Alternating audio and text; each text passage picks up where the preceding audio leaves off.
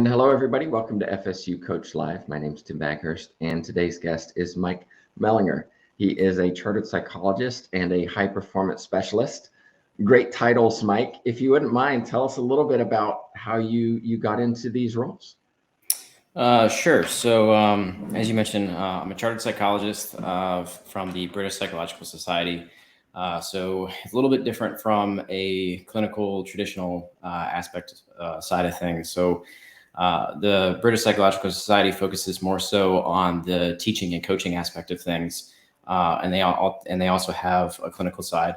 But that's how I ended up getting into that based on my background with tactical athletes, both at 7th Special Forces Group and my experience with the U.S. Naval Academy and Walter Reed before that. And then the high performance specialist, I'm a human performance specialist for a company called O2X Human Performance, and the cognitive performance specialist and former director of psychology operations at 7th Special Forces Group. Human specialist or human performance specialist has a nice ring to it. What does it actually mean? What do you actually do as a day-to-day responsibilities for that kind of job? Sure. Human performance specialist, you're right. It does have a unique ring. And the way that we look at human performance when I was at 7th Special Forces Group and now at O2X is, how can I enable you as a human being to be the most prepared person for whichever environment that you are in? And in order for me to be able to do that as a specialist, I have to not only know the environment of which you're going to be exposed to, but I have to know you as an individual and then also help you find your purpose.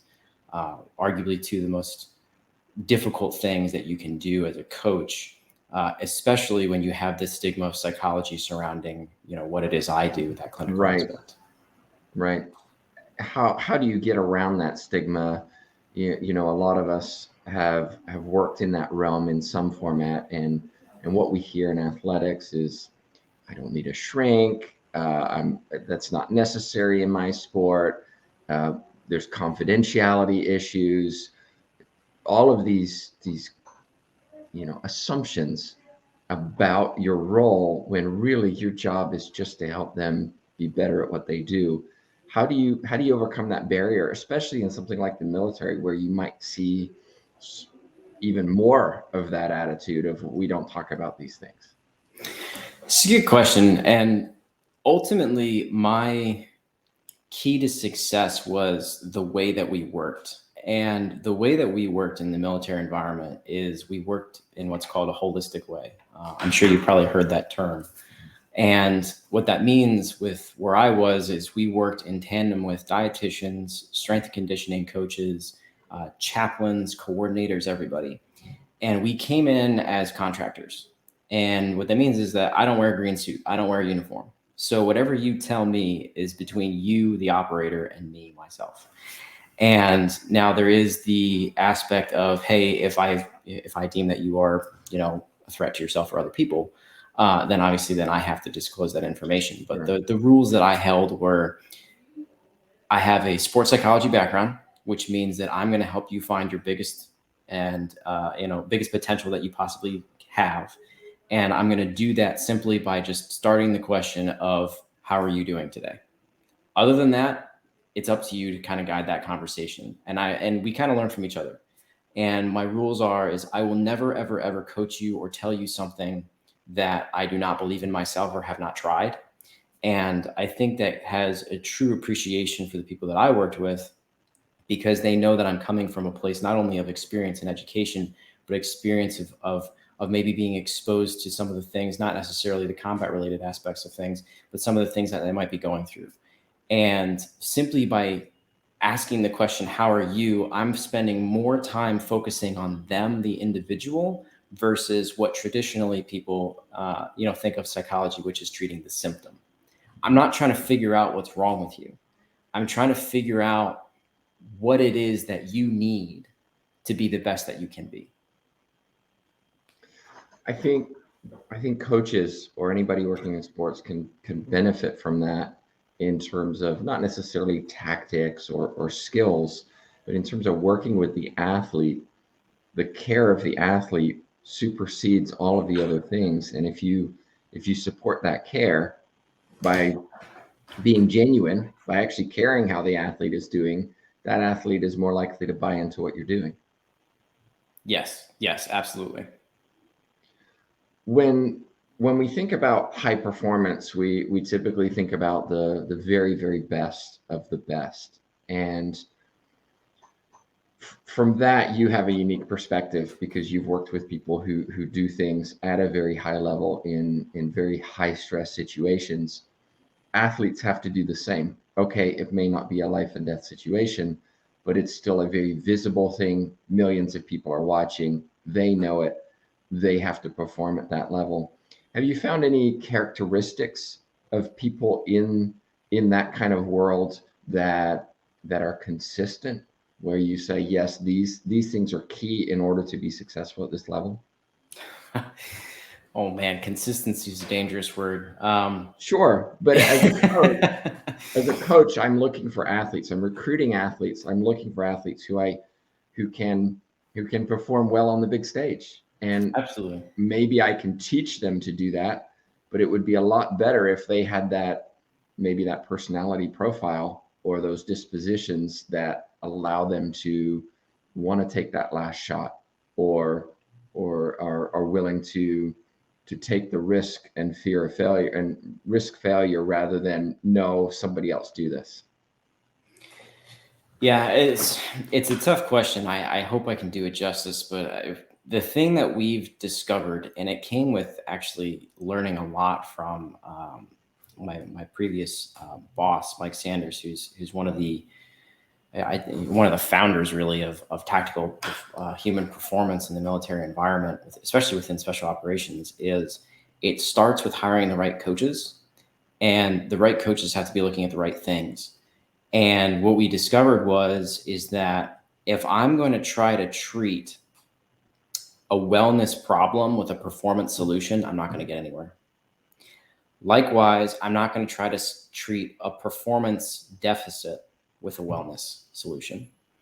Can you give me an And example of what you mean by that? sure. So I had a soldier who came to me who was having issues with sleep.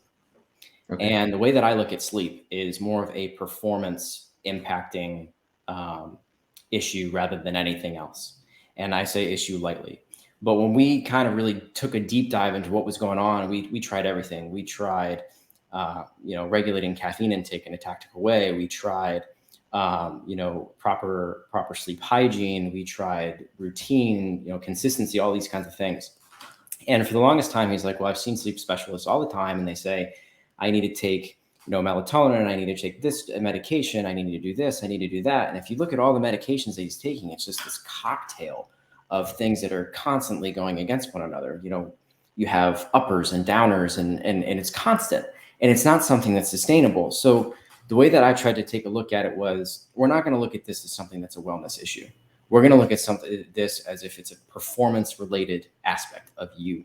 Because when it comes to the performance aspect of anything that you're doing, especially within a tactical environment, it all begins with sleep. I would argue that anyway. And what we discovered is I encouraged them. I said, what we're going to do is we're going to try to wake you up every hour on the hour, which is counterintuitive because I'm trying to get into sleep. We're going to wake you up every hour on the hour. And I want you to take in a note of what your environment is. What do you hear? What do you see? What do you smell, et cetera? We're going to try to get to the bottom of this. What it turned out is that he had a neighbor who worked night shifts, who had a custom car, who had one of those really loud poppy exhausts, and it would wake him up every single time at the same time every night. And if we didn't take a look at this as a performance related aspect, and I just kept on, saying, oh yeah, go see this person and go take your cocktail full of drugs, he would have consistently been doing that. And how long is that sustainable? Mm-hmm. So, all that's to say is I can't look at every single person that I get from a psychological perspective and say, hey, there's something wrong with you, because that's not true. And it's something that you have to get to know the individual on a personal level. And it goes back to your original question, is what qualities am I looking for? I'm looking for people who are going to be as authentic and as honest and as trustful as I am, to try to get to know them. If you're honest with me, then I can do the best I can with you. It's not going to sound scripted. It's not going to sound like it's out of a textbook. Right. And then at the flip side, can be honest with you. If I see something that's wrong, or I see something that you can do better, or if I see something that you're doing great, I can be honest with you in that regard. And I would anticipate you being honest back. Is my coaching, does it make sense? Am I too long-winded? Am I straightforward and to the point? Is what I'm doing helping? I mean, how many times have, you're a coach too, is how many times have you had an athlete who just kind of nods their head and like, yeah, no, I get it. And then they're not really there. They're not really in their headspace. Yeah. My job is to make sure that you are there and you are engaged. So then when you're exposed to that environment, especially a hostile environment, you are as engaged as you are with me as you are in that environment, or vice versa. Well, if you're just joining us, we're talking with Mike Mellinger. If you have a question for him, put it in your chat box. We do have one for you. It's from Adam, and he says, with the role you serve for O2X, have you worked with military, police, and fire personnel?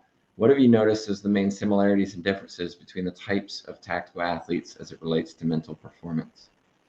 Oh, that's a really good question. So I got exposed to working with firefighters and military personnel. Police is interesting. Actually, my roommate was a former police officer, so I guess you can kind of say that I run the gauntlet with all three. Firefighters are the most blunt, crude, dad joke kind of people that you'll ever experience, and they take mental performance very seriously. Anything and everything they do, at least the firefighters that I've been exposed to, they say, hey, well, no, this all starts in the right headspace. If I'm not in the right headspace, then I'm a liability to my team. The military is the same way in the sense of my experience with special operations. It's an irregular force. So you have to kind of take training and look at it as a collective whole. It's not just about how many push-ups you can do or pull-ups you can do. So they look at mental performance as more of a tool to enable them to do their jobs better. So to summarize that, firefighters is more like preparatory versus special operations, which is more preparatory and application based in the field. And then from the police perspective, I haven't had a ton of experience with police departments up to this point, but having worked with a strength and conditioning specialist, one of my peers at 7th Group, he came from a law enforcement background. And they take that mental performance. Yeah, there's a stigma around it, but they realize that there needs to be a greater attention to it, especially with what's going on recently about the big mental health awareness push. Is they want to learn more about it to understand it, not necessarily for themselves to understand themselves, but to understand some of the people that they're working with, because they're exposed to so much so often. Yeah, that's a great point. Well, let me transfer that into, what about athletes? How are they different to working with athletes, or even one could argue coaches as well, who also experience a lot of challenges in the mental space and are often forgotten about? It's all about the athletes and their performance, not the coach who actually ensures that performance occurs. A lot of coaches that come and talk to me about mental performance in the sense of stress management. Yeah. One of the biggest things that I have coaches come talk to me about is like, well, mental performance, that's like diaphragmatic breathing and yoga and stuff like that, right? Mm-hmm. It's like, I mean, yeah, that's a component of it, but it's also sleep and balance and strength. Stress management's a huge part of it, but organization, like how there's so many things that you can do with mental performance that if you name it, it can probably be related to it. Athletes, on the other hand, it got a huge, sports psychology got huge publicity when Baltimore Ravens and the San Francisco 49ers were doing a lot of mental performance aspects of things. And they're pretty tight-lipped about what they do. But what we tried to do in the military is take what they were trying, what their applications were, which was like, control the controllables. If I can't control that, I shouldn't worry about it. Therefore, I shouldn't be stressed about it. If I can control it, I can do the best I can. So then when I make a decision, I can feel good, or I can feel good about it, or I can go back and make a better decision in the future.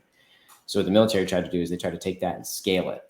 And at the irregular warfare level, we tried to take it and we tried to expand upon it and learn more about it.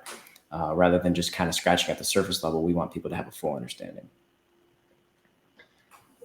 Going back to coaches and stress, It's a big one. It's a topic that is becoming more and more relevant. We're seeing coaches who are stepping away from the sport for mental health reasons.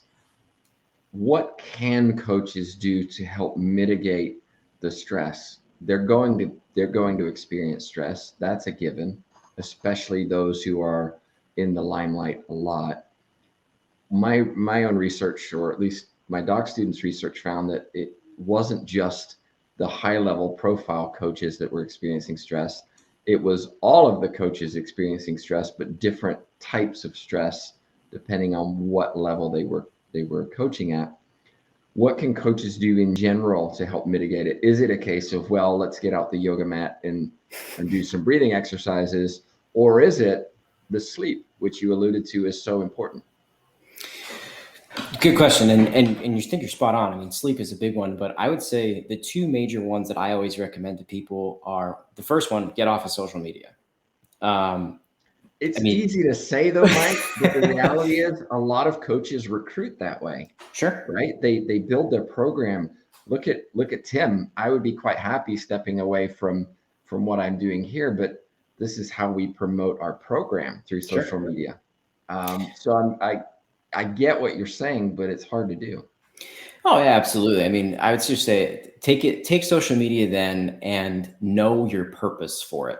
Don't get lost on social media. So if I'm going to go on social media and I'm going to post, hey, take a look at this, or hey, take a look at that, and try to spread the word, that's a purpose there, because I'm trying to get other people engaged and have a conversation with me. If you notice yourself going down the rabbit hole of like, what is everybody in the media saying about me? You're going to get yourself into trouble, because you're doing one of two things. One, you're looking for self-justification of what I'm doing is great. Or two, you're trying to look for the critics.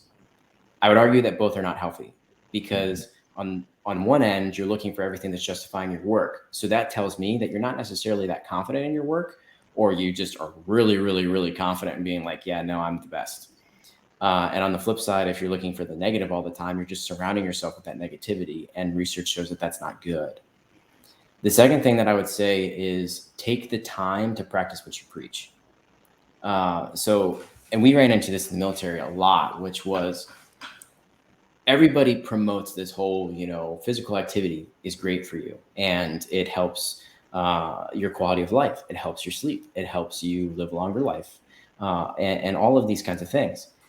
But how often do you take the time during your workday to where you're supposed to be bettering yourself to actually do that? Do you sit in front of a computer from 9 to 5, and at the end of that day, you go, man, I'm really tired. Like I don't want to do anything. Or do you take the time for 30 minutes and go for a walk or go for a jog or whatever that is? And it's so, I mean, I'll be honest with you, it's infuriating to me when companies will say, hey, we're going to promote this huge mental wellness, health and wellness push and all this other good stuff. It's so important. Training. Well, the trainings are in front of a computer screen, which nobody wants to be in front of. Death by PowerPoint. How about you take the time and say, you know what, for our mental health push, we realize that physical activity is something that's important. We're going to invest in you for 1 hour during your workday. You can do whatever you want to help, your wellness. If that's taking a nap because you're a new mother or father, or you just don't sleep well and you need to take a nap, take a nap. If you need to go on a walk or go on a run, that's fine. We're not going to punish you for that. Mm-hmm. And subsequently, I'm not going to put the stress on you to say, well, I've got an hour during lunch. If I eat for 30 minutes, then I can go on a 30-minute run. But if I'm 5 minutes late, then I'm going to get in trouble for it. Right. Yeah, you make a really good point there. And I think organizationally, we have a responsibility to support that. And as an example, not Florida State, but a previous university I worked at actually provided free access to all the health and wellness facilities on campus for faculty and staff. What happened? Faculty and staff, at least some of them engaged in that, decreased health insurance costs because they are healthier, they're using less medication, they require less surgeries, etc. But it takes that recognition of we need to invest in something now that may benefit us down the road. A lot of organizations don't necessarily want to do that because of the upfront cost. Different topic, definitely a different topic to what we're talking about. Let me go back though to coaches and kind of that modeling and practicing what they preach, it's pretty important, right? If a coach is telling an athlete to calm down, but doesn't have the skills to calm themselves down, or you need to go to bed and get some sleep, but the coach doesn't have that capacity to do that themselves, or you need to stay healthy and exercise in the off season, and the coach is sitting at the computer screen not doing the same thing. Those kinds of things, I think, in the military or in professional life or in sports, are very visible to the client or the athlete, recognizing that somebody isn't adhering to the policies that they're promoting. What can, if we look at it from a coach's point of view, what can a coach do to really get that across beyond just always be seen practicing what they preach in on a treadmill, or eating the salad when they know their athletes are watching? I know, like, it's a very terrible example, but you get what I'm trying to say. Yeah, no, I get what you're trying to say. And I think the first step for any coach is to have an awareness of it to start, and have somebody else be accountable for you just as you're accountable for your athletes. And it's just this never ending cycle, or even have your athletes be accountable for you. And if you can be a visible presence, seeing, like, if I'm an athlete and I see my coach who's taking the time to work out or to read a book or do something like that. Read a book? What are you talking about? Exactly, right? So then I'm going to be more invested into what they're saying and buy into more of what they're doing, because the coach shows that they believe what it is that they're putting out. And we did that at group, and our coaches, for an hour a day, we would train in the same areas that our operators would train, and our operators would see it. Now, granted, if they had a question, we would stop what we're doing and we would go and we'd communicate with them and invest in them. But it was an opportunity for not only us to take care of ourselves, but to show to them that we're just as committed to you, or to ourselves rather, as we are committed to you, which helped really build trust and authenticity. And when I took the time, going back to your question, when I took the time to put it on paper as to how much time I was taking care of myself versus how much time I was taking care of others, it was a drastic difference. And I fall into this today too, is like, oh yeah, for this week, I took 1 hour out of my work week to take care of myself. And that 1 hour is outside of work hours. So if I had, a 60-hour work week, I spent one time to take care of myself. And what did I do? I got up and took a walk. Well, how is that sustainable? Mm-hmm. It's not. So just as much as I ask of, when we first spoke earlier, is just as much as I ask the question of how are you today to my athletes, I need to ask that to myself too. How am I doing today?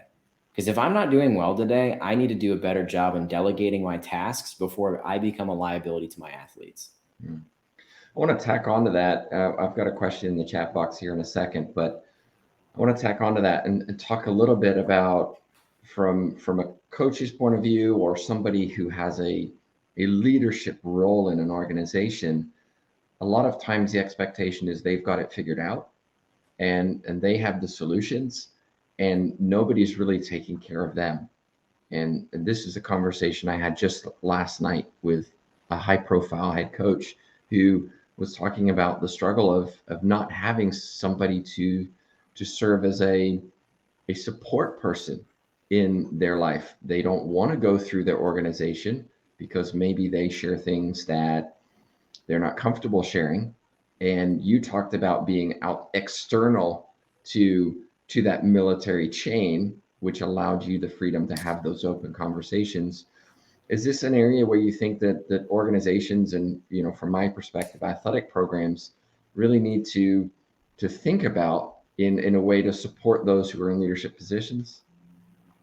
Absolutely. I mean, I think all too often we focus on more of a top-down directive versus a bottom-up constructive conversation.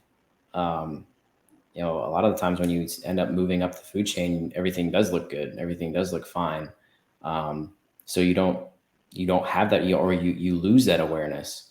I mean, how much did you work to get to that position? I mean, now I know there are a lot of people who are in that top-down position where they've kind of been given everything. But at the same time, you have those people who worked really hard. Mm-hmm. And it's not about how hard I work to get to where I am, and you have to work just as hard. Don't lose sight of where you came from to be where you are now. There are people who are struggling just as much as maybe you had done. I mean, I struggled tremendously in school. I ended up getting through a graduate program and became very successful, but I wasn't a straight A student. So when I see, even my operators going through school, they're like, hey, I'm really struggling in this regard. It's like, okay, well, let's take everything, let's put it all aside and let's just talk about this. Like, let's just figure it out. Let's figure it out together. Like, there's a human element, which I think people really lose sight of, is if I see you are struggling, sometimes I need to put the coach aside and I just need to be there as another person for you to just talk to. And that's not a clinical aspect of things. That's not you coming and telling me all of your problems in your relationship with your mother and all this other good stuff. No. This is something to where it's, okay, what's going on? How can I help? What do you need? And that's it. And if I have the resources, I'm going to give them to you. And if I don't, I'm going to try to figure out the best resources I have. But I think it's important as well to add on to that sometimes you won't have the resources, but they don't need those resources. They just need somebody to hear what they have to say. Yes, absolutely. And it's a huge struggle too, because who's going to come talk to the psych when their whole objective is or their whole mindset is, well, I'm going to talk to the psych and the psych's going to go tell somebody else. Right. Like, no, absolutely not. And one of the first things whenever I had people come into my office that I would sit there and I'd tell them is like, look, here's the deal. I'm going to be open with you if you're going to be open with me. I'm not going to give you a scripted answer. I'm not going to BS you, anything. And I expect the same from you. And so, because of my position, if you tell me something, it stays between the two of us. And the good part about being in a position that I was as a contractor is no matter what a person tells me, if I have somebody from the top down who outranks that person I'm speaking to, says, hey, I need this information, I can say, no, you don't. Or I don't recall what we were talking about. Because if it doesn't impact them and they're not a liability to themselves or their team or anything like that, that's a conversation that I have between the two of them. And then if I do have a person who asks that question, I'm going to let that guy know that was the case. Like, hey, man, I just want you to let you know that there's information that's being requested of me. I'm not going to, I haven't said anything. I'm not going to say anything. Ignorance is bliss. There's a certain benefit to that, because then it's going to show that person on the lower tier that I'm here for you. And if somebody's going to come that, from the top, that you can't stick up for yourself, because obviously there's a hierarchical rank structure, I'm going to stick up for you. Last question then, also from Adam. He says, for various roles in holistic health and fitness, professionals commonly track their return on investment, ROI, to help justify their role within an organization. As a CPS, cognitive performance specialist, what data points do you or could you track to display the return on investment? I think this is another good question for anybody working in mental health, where, and this happens in sports too, where somebody comes in with, I can help your athletes. Well, yeah, but I haven't seen the pitcher increase their speed by, 5 miles an hour. Therefore, what good are you?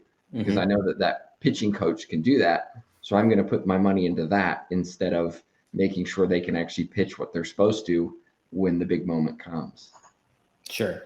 So it's a really good question, and it's a tricky one. And I'll give you a traditional answer and kind of an irregular answer. The traditional answer would be, I'm going to try to find something, which we ended up doing. I'm going to try to find a metric. So for me, the big things that we focused on were what were asked of us were like reaction time. How can I make your reaction time faster? Processing speed. How can I make you take information, make a decision about it faster? There are things that you can quantitatively measure. They're tangible. You can see them.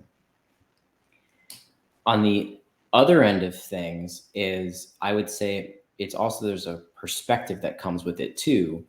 And this is the tricky part, because if my objective is to make you better at what you do, there's also the perspective of whether or not you believe it. Mm-hmm. And that is something that you can't see. So I would almost say that if I'm a successful cognitive performance specialist, I'm trying to work myself out of a job. I don't want to keep seeing you. I don't want you to be what some people call legacy athletes, or legacy or on the clinical aspect of my field, the legacy patients. I don't want to do that. That's not my objective. My objective is to make sure that you have something tangible that you can take away. If that's confidence building and you feel great and it's ultimately having an impact on your work, you're getting things done, you're, lifting heavier weights, whatever that is, then great. But there are things that we can measure: the reaction time, you're faster, the processing speed, and making better decisions. So like concentration grids is a really good exercise. Finger dexterity, balance is better. All these things that I help with, they're tangible elements. I can make you better in those, and you can see them on a piece of paper. But then when it comes to game time, if you don't feel capable, everything that we've done, you're still at a better point than where we were when we started. But if you don't feel good about what where you are, then I have failed to put you in a position to succeed. Physically, yes, you're ready to go. But mentally, I've not done my job to help you regulate the stress and, interpret what your anxiety is. Some anxiety is good. I need to do things in a holistic way, physically, mentally, spiritually, to prepare you to be successful. And I would also add, on top of that, we have to recognize that sometimes there aren't quick fixes. Correct. And people who maybe contract with us or hire us to improve somebody's performance, they expect the immediate rather than, no, this may take time.